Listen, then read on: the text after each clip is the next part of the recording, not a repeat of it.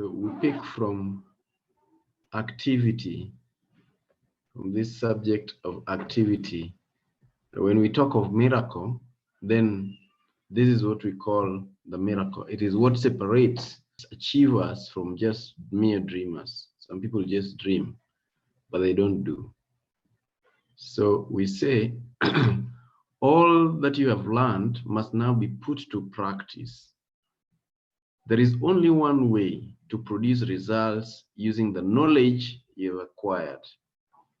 Activity. You must work. Knowledge is necessary. It is your game changer.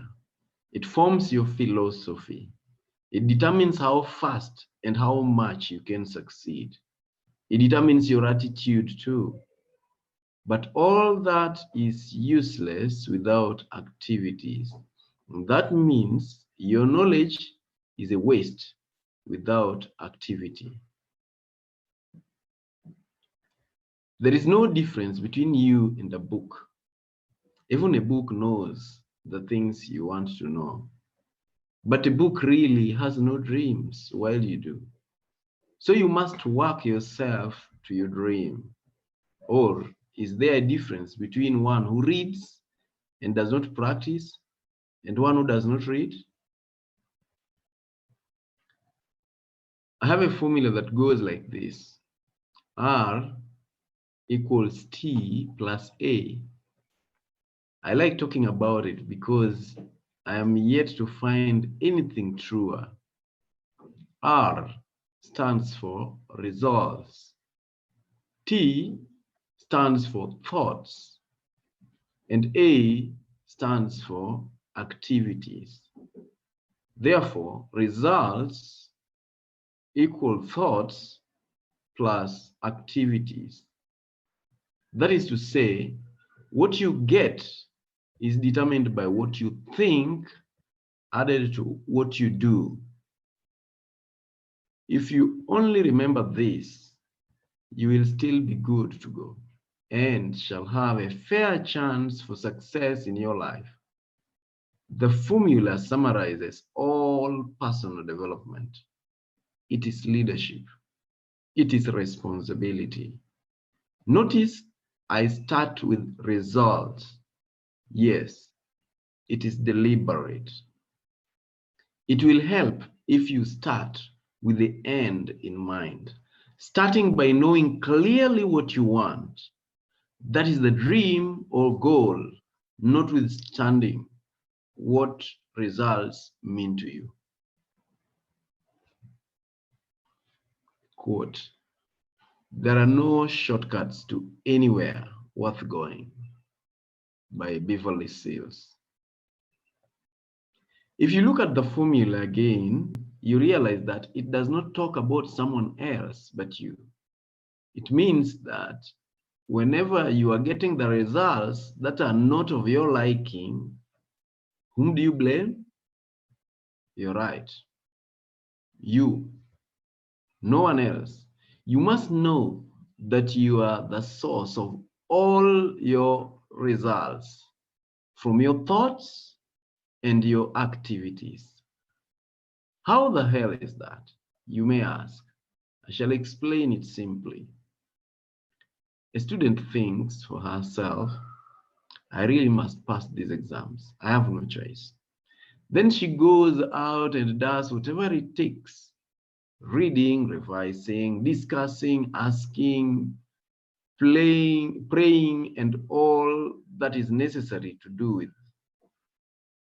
Finally, she expects to pass because she has done what she thinks is right and is pleased with herself. What happens when results are out? She has definitely passed the exams. The converse is equally true.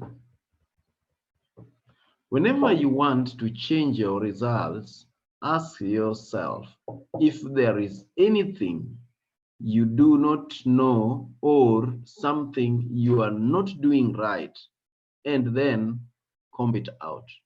Do not blame anyone else. Perhaps I need to say also that your thoughts are determined by your level of knowledge and feelings. Your knowledge level is a subject of what you read, what you watch, whom you associate with, and your attitude about learning. You have a choice at any particular point in your life to increase your knowledge and know more or know less. Sometime back, when the government of Kenya decided to evict people from the forest reserves in order to conserve the natural forests, which were being encroached and thus adversely affecting the climate, it was common knowledge that tree cutting was not good for the economy and society. But what did a politician looking for votes do? He went and told the forest dwellers that they must rise in arms and resist the eviction. That everyone knows that rains come from God and not from trees. You see, this type of thinking affected the locals, and the effects are still evident. If you think rain simply comes from God, which it does, perhaps, and that forests have nothing to do with it, even as a precondition for God to give the rain, then what activities follow? Deforestation. Then adversity is the result. Your thoughts, therefore, which is determined by your level of knowledge and your attitude of the mind, plus your activities, shall bring you results. Even the results you have today can be traced to what you ever thought and what you did. It is because of this that Buddha said, "Thought in the mind hath made us. Whatever we think, we become." By improving your knowledge level, you improve your thinking. You improve your problem-solving ability. You improve your level of control of the process, and thus results. You therefore have a better chance of living your dream, and your determination ultimately pays dividends. This, therefore, is one of the points of determination. As you persist in following your passion and pursuing your dream, learning, practicing, and evaluating your progress toward your predetermined worthy ideal form a big part of your activities.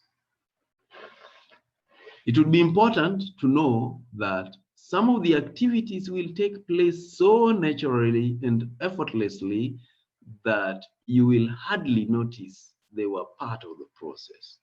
They will be much more enjoyable than you think. That is possible only if you maintain a positive mindset. But remember, there is really nothing you cannot do. You can actually do all things through Him who strengthens you, as the scripture says. That is to say, you really have whatever it takes to do what has to be done to obtain the results you want. That is our text for today. And next time we are going to deal with that other part of R equals T plus A, which is the inner you, the role of emotion, and how you take care of it. So in this, we realize that it doesn't matter what we do. It doesn't matter what we read. We can know it all. We can read the whole scripture, but unless we practice it, we have no way. There is no shortcut to anywhere worth going. We have no way of reaching heaven. You see, we can learn everything about driving and the skill it takes, all the potholes, whatever, but until we drive, the car won't move. And the same thing happens We listen to all the people talking, we attend all classes, we listen to motivation, we learn every subject, we practice them. But until we make use of them in form of activity, putting them into practice to deliver the results that we want, nothing is going to happen. We cannot live our dreams. We can learn all the farming in the world. We can learn all the technology about farming. We can learn about the fertilizers or manure, organic farming, everything. We can learn even business management and how to get market for our farm produce. But until we put that knowledge into practice and start farming, then our knowledge is in vain. It's just like a book. A book also knows what you want to know.